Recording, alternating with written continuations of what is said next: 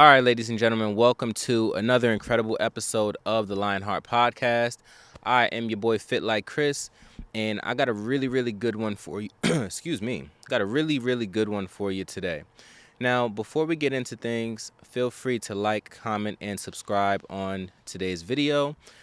I'd like to believe that we're pushing out incredible messages that will help fellas, entrepreneurs, predominantly those two, just further their lives, better their mental, and create a better future. Now, in today's episode, I want to speak about having a plan B and why you don't want to have a plan B in life. And in fact, why having a plan B has been the reason that you've been blundering every single chance that you take. So this morning, I typed up my daily newsletter, which you should definitely subscribe to. I send out these newsletters every single morning just as a breath of fresh air, food for thought, if you will, for anyone that is looking to build their business, really the business of life. That's who I'm sending it out for. It's just a quick read, and it's just shit to really get those brain juices flowing. If you're going to pick up your phone screen, instead of scrolling down TikTok or on YouTube looking for the next motivational video, maybe you could read something, right?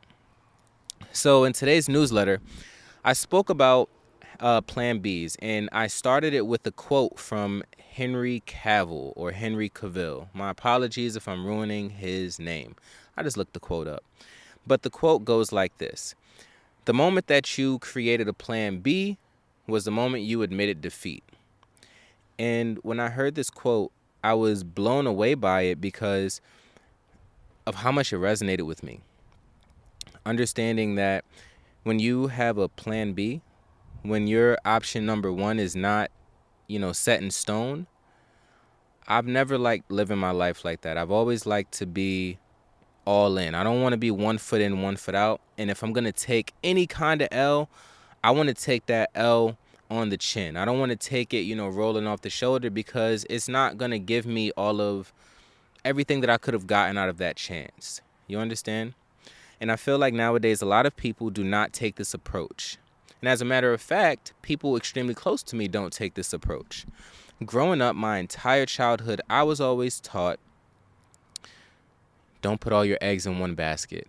I was always taught, you don't want to lose everything trying to get one thing. And I always knew that there was something wrong with it. I knew that there was a part of this, an aspect of this that I did not fuck with. Why am I out here mitigating risk? Who's to say that I won't win? And it really screwed with the way I began to look at life. And no shade on my parents. I absolutely love my parents. They only taught me what they could teach me. But I don't think they understand that mindset is flawed. And in today's world, if you're going to get ahead and not be like the herd, like the masses, you absolutely have to be willing to put all of your chips in one basket and lose them all. Why? Because if you're still alive and well, you have another chance, and you can do the exact same thing all over again. You can roll the dice again. The only difference is the next time you roll the dice, you're going to be a much more smarter, wiser, more experienced version of yourself. Your failures are not L's, they're lessons. Napoleon Hill said that temporary defeat is necessary on the road to success. So why is it that we're trying to avoid that? Stop trying to avoid the failure. If you're not failing hard and often, you're not doing enough. Now, obviously, whenever you do fail or you have a hard time or things don't go your way, it is your job and your duty to make sure you're learning from your mistakes. If you're betting everything on yourself every single time, but you're continuing to make the same mistakes and you're not learning from them, maybe you do need to be 1 foot in, 1 foot out, because you're a fucking idiot. But if you're out here learning from your mistakes and you're taking different approaches and you're working to your strengths and, building your weaknesses up into strengths, then I don't see the problem. Now, I'm an entrepreneur, and I'm pretty sure you're an entrepreneur. So let's use an example surrounding business, right? In life as well. Now, average Joe, Average Joe and Super Joe. We're going to use these two guys as an example. Average Joe, goes to school, gets semi-decent grades, A's, B's, and C's, graduates high school maybe with like a 3.3 GPA, decides to go to University of Maryland. He majors in marketing or something like that, and he is able to graduate on time, have the time of his life in college, and get a job coming straight out of college paying him 40 grand a year. Even though inflation is increasing by 11% every single year, he's making a solid 40K, and it's straight out of college. Great opportunity. Now, on the other hand, you have Super Joe. And Super Joe was a pretty fucked up student all throughout school. He didn't get the best of grades. He was able to pass, and he was a lot smarter than what he showed, but he was always interested in learning through action. He didn't want to sit down and just take notes all day. That wasn't necessarily how his brain worked. So, he scrapes through high school. He tries to go to college. College doesn't work out for him, so he ends up dropping out of college. And now he really doesn't know what to do with his life. However, Super Joe decides that he wants to start a business named Lionheart, where he's helping male entrepreneurs to build their business structures to secure a minimum of 4 figures month over month over month. And now Super Joe is making 6 figures in the first half of the year. What a fuck up he is, right? Listen, the difference between these two is that one of them was willing to do something that the masses weren't willing to do. They were willing to bet on themselves. Betting on yourself doesn't have to be a gamble. And as a matter of fact, betting on yourself is not a gamble. So whoever made up that lie, they can go shove this. Betting on yourself is never a gamble. Every single time that you bet on yourself, you're accumulating life experience. You're helping the people around you, whether you're giving them verbal advice or whether they're able to just see you, taking these shots, missing these shots, and draining the ones that matter. You're doing a great service to every single person around you. And you're going to feel that way when you go to your grave. You don't want to feel when you go to your grave like you could have done more, or like, you held back a little bit more than you wish you would have. You want to feel like it's your time to go, because every single day that you woke up, you gave it your all. You read the books, you journaled, you took the action, you changed yourself, you took on the hard tasks. Super Joe and Average Joe, as far as difficulty goes, it's the same exact level of difficulty to be average and super. It's just a choice. You make a different kind of decision. So I encourage you today to start making those choices, to start betting the house on yourself every single time. And when it comes to self-doubt, you're a human being. You're going to feel the self-doubt time and time again. You're not going to know if something is going to work out. But a quote that I love is, you can always connect the dots when you're looking behind you. It's 20/20 vision back there. But whenever you're going forward, you can't connect those dots. You got to walk on faith.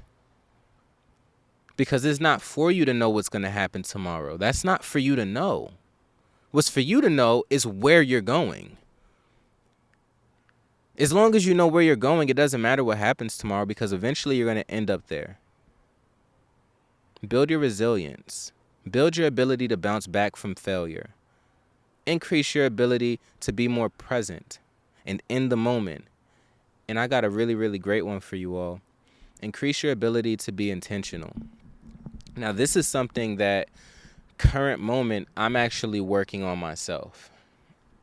Already an entrepreneur, generating 4 figures a month, successful business, all these things, but I'm still working on being intentional. And when I say being intentional, I mean on a granular level. That means that if I'm typing a caption for an Instagram post, I'm thinking about the people that I want to touch with that post. Every single word is intentional. I'm not just blabbing on. No, I'm thinking about the effect that I want it to have on the people that are reading it. When I'm sitting behind this camera and I have this mic up, I'm thinking about the words that are coming out my mouth, and I'm articulating myself in a way that your ass is going to understand and nod your head. Be intentional. Do not underestimate the power of being intentional. I repeat, do not underestimate the strength and power of being intentional. Whenever you're intentional about what you're doing, there's this force, this magical force in the universe. And you can turn the video off right now if you want to, but I'm going to keep popping this real shit. Whenever you're intentional, there's this magic force in the universe that if in here is quiet enough, you can hear and you can feel that force.